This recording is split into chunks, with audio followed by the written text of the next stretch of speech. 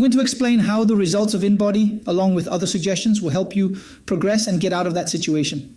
Let's remember that food, exercise, and certain habits are very important. So let's see how we can understand the result that comes to us from InBody. InBody is a company that in the end, what it does is body composition. What is our body made of? How much fat mass is there? How much muscle mass? How much water? What's the weight? And he makes us certain recommendations so that we can modify physically and above all, impact emotionally and mentally. Let's see the result of what body composition is. It is a way that can identify our weight, our muscle mass, our fat mass, bone mass, water, and everything else.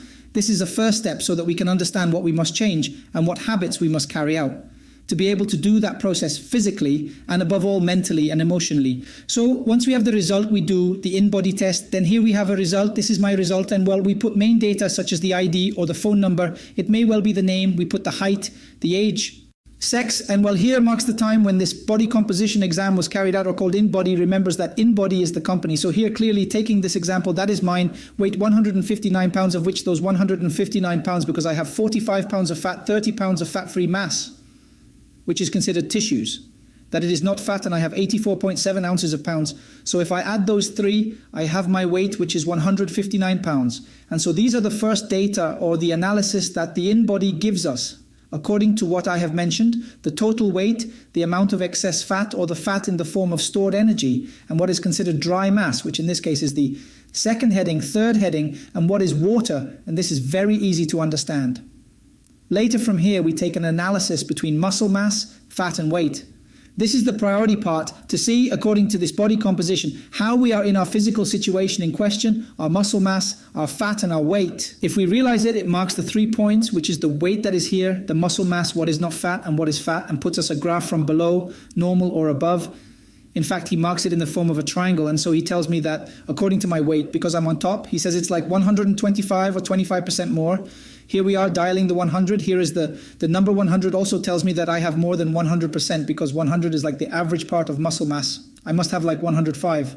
And in question of fat, it tells me that I have 45 pounds. And well, even if I go above 100, it says that I am almost 120 for more. That is an analysis that gives us agree on this result. Analyze this graph, and here it literally gives us the information that is necessary so that I can identify what changes I suggest to see a result in relation to our needs and our habits.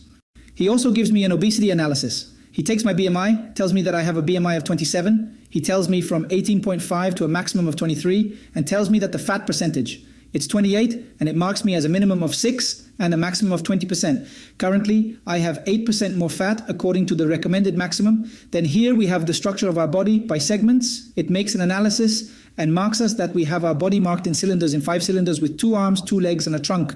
And the left side, the right side makes a comparison. It tells me that I am stronger on the left side. In fact, here it marks me that I have 7.43 pounds or 114% minimum. Is 90 maximum is 100. It still tells me that I have 7.28 comma, that I am weaker on the right side and that I have 112% anyway. I have a 12% above 100 expected in the trunk. The middle part marks me the same. I have from 90 to 100, I have 10% more and I have 57 pounds.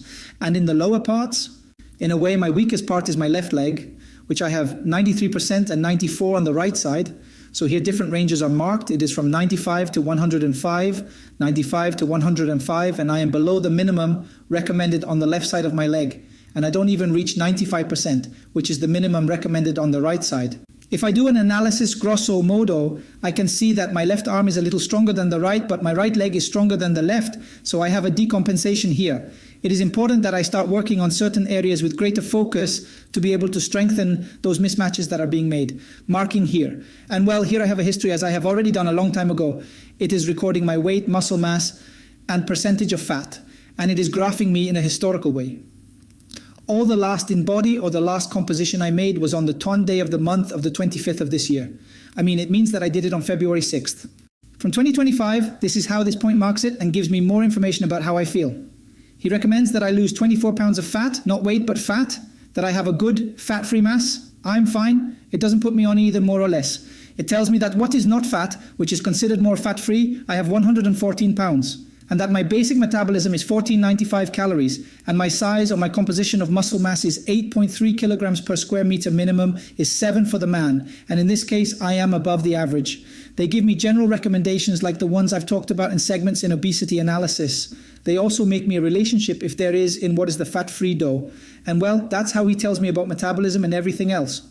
And the most relevant thing for a person like me, who is dedicated to the analysis of this part, is to see the impedance, the conductivity that there is between resistance and reactance, to see how strong or how much energy in ounce passes through the cells.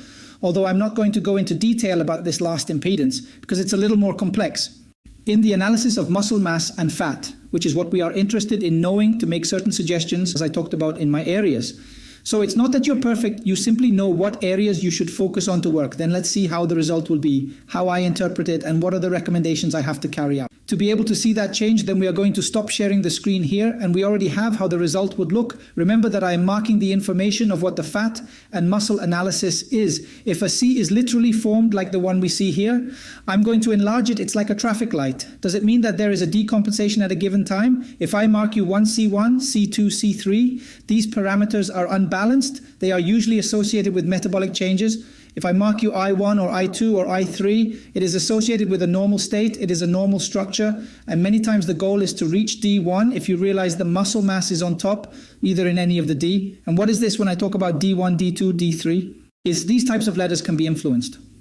I can say that in this case, if I mark C1 that the weight is above what was expected, but the muscle mass is also above the recommended 100, and obviously the fat is above the recommended 100 if I dialed C2. It means that the weight is within 100%. The muscle mass is slightly below 100 or almost reaching 100, and the fat mass is in the range of 100. If I mark C3, it will tell us that the weight is below 100, that the muscle mass is also below 100, much lower or lower than what the weight is, and that the fat is below is 100, but above the muscle mass is literally made a letter with points below what is recommended. The same happens with the I. We can find the I1, which in this case are the weight above is 100, the muscle mass is above 100, and the fat is above is 100. But it literally forms an I if I mark I2. It means that it is in ranges aligned to 100, both weight, muscle mass, and what is fat.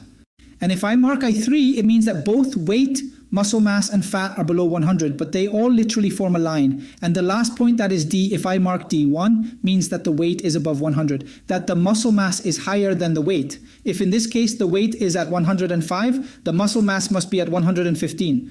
120 above protrudes like a D, and the fat is either aligned with the weight, but lower than the muscle mass.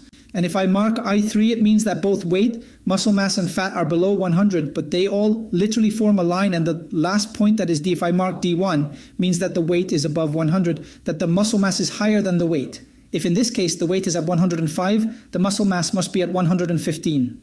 120 above protrudes like a D, and the fat is either aligned with the weight, but lower than the muscle mass.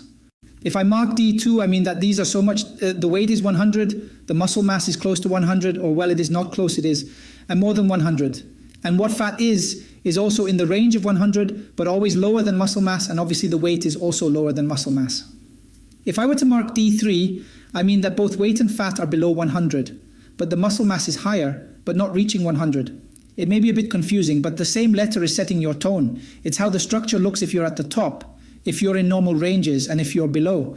And now we are going back to the evaluation according to the analysis I do. I have a weight above, but I have a muscle mass above, but less than weight and less than. What is the fat? In fact, the fat is at the top by the 8% I marked. Later, I do some analyses of the metabolism. If at a given time you had a metabolism at rest, if it is slow, is normal, or is somewhat fast. In this case, I did not take a metabolism test. I will omit it, and the recommendation is according to the metabolism. Yes, you have to go into a fasting and weight loss supervision or some other point to work on.